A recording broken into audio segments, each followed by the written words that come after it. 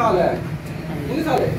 تو یہ آپ کے سامنے یہ بچہ ہے، تو اس کے آئس کریم کھانے آتا ہے یہ میرے پاس ہے، تو اس کے ساتھ آپ کا انٹرویو کرواتا ہوں میں.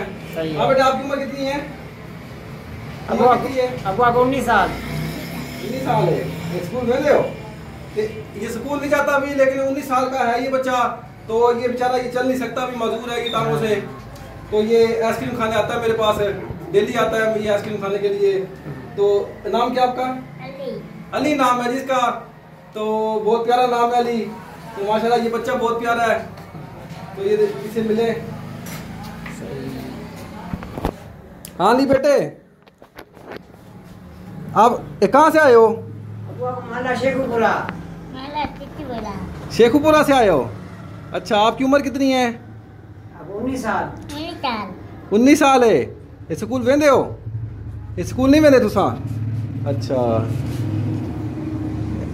ہن آئس کریم کھا گنو، آئس کریم کھا گنو. چلو